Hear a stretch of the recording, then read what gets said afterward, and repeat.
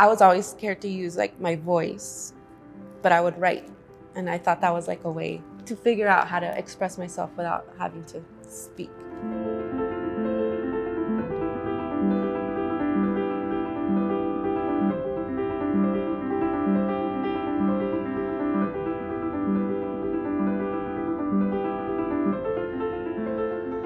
My name is Guerra. I identify as she, her, ella. Most importantly, like a queer mujer mariposa, and that is porque me di alas. Para mí, identity es como yo decirle al mundo quién soy en vez de que el mundo me diga quién soy yo.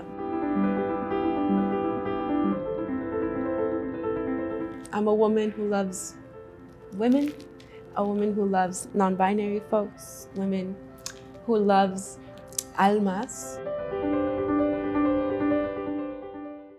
My childhood was hard. There was a lot of moments in which it felt like survival. Y también hubo muchos momentos muy bonitos. De chiquita, you know, I'm the oldest of 4. I think through a poem was how my mom learned the word queer. Through one of my writings, she said she had to look up, she's like, nunca había escuchado esta palabra queer, la tuve que buscar en Google porque vi que la escribiste en Instagram y no sabía qué era porque tú estabas diciendo que tú eras, entonces yo tuve que buscar qué eras. And I was like, oh, okay. I kind of outed myself with my own poem. I used to have a hard time writing love poems until I started loving women. And then, but before I used to say, oh, I don't write about love. Like, I don't write about like, you know, romantic love. And then I fell in love with a woman and the love poems then started to come naturally when before they didn't.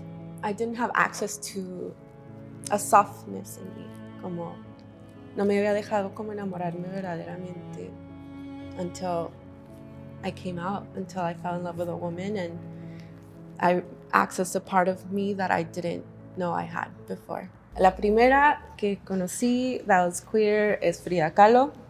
Me acuerdo, I thought it was amazing que tenía novias también y that made my mom really mad. ¿Sabías que le gustan las mujeres? Yo, sí. Chabela Vargas, también porque fue una de las primeras, like, she was one of the first queer singers en español que le estaba cantando canciones de amor a las mujeres. And it's beautiful to see art dedicated to the love between two women. So I would write a lot when I was a kid. Así como que siempre tenía un journal y siempre estaba escribiendo. And reading and writing were like always my escape. Y me acuerdo que I would like have a little flashlight y ahí me ponía a escribir. Y a veces como las palabras en el papel would come out more naturally than like words because, you know, de chiquitas we're taught, calladitas te ves más bonita. So I was always scared to use like my voice, but I would write. And I thought that was like a way to figure out how to express myself without having to speak. I wrote because I needed it, and I wrote what I needed to hear, and nobody was telling me. So sometimes it was like, I need it right now porque me duele el corazón, o porque me siento con miedo, o porque es como medicina a veces. Sometimes I write in response to things that are happening in the world. Sometimes I write a poem dedicated to somebody who was killed due to oppression and homophobia or racism. So hay veces que sí, it's like my poems are a response.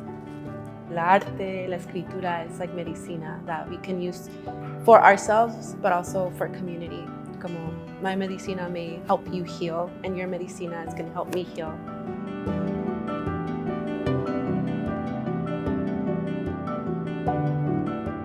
Poetry is like painting with your soul, with the words of your soul. And it's been something that has changed and saved my life many times. Again, like I was scared to use my voice, so poetry was a way that I was able to say things with my soul and see how it touched other people's souls. Es algo que nos conecta, de almas, de palabras, y nos sana. Soy más que el miedo, más que un día en el calendario.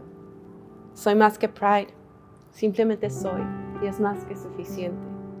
Soy una mujer queer que se ama más cada día. Queer Girl Around the World became and is that.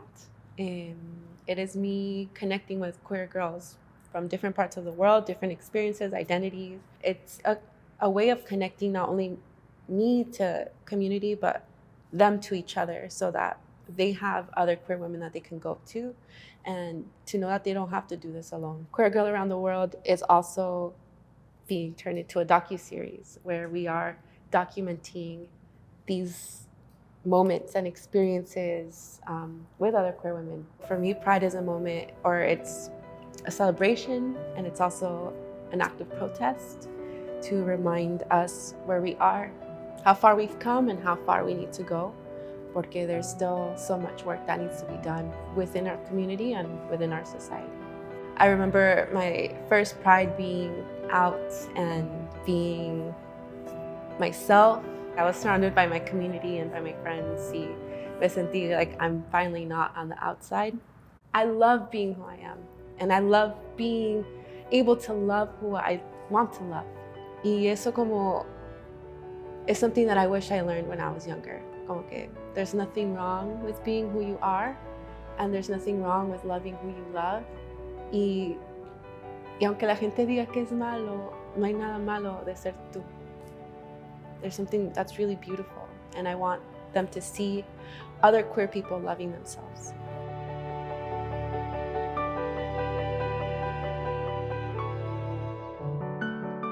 What I hope people take away from my poetry is like permission to love yourself. Y I don't say that in like the cute, fluffy way. It's like in the messy way. Como que all of you, you're good, bad, you're ugly, your moments of fear, tus momentos de vulnerabilidad, tus momentos cuando estés enamorada, pero aprender a amarte por quien eres, all of you.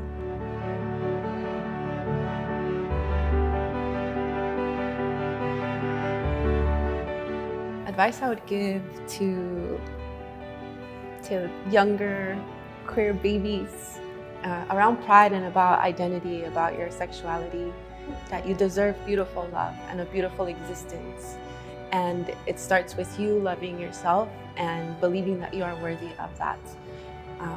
You are worthy of being yourself, of wearing whatever you want to wear, of loving whoever you want to love, of expressing yourself the way that you want to, and that you don't have to fit any box or any label, que puede ser todos los colores o solo uno. Tú decides. Like, you get to decide how you want to show up in this world, and there's a lot of room and there's a lot of joy that you can have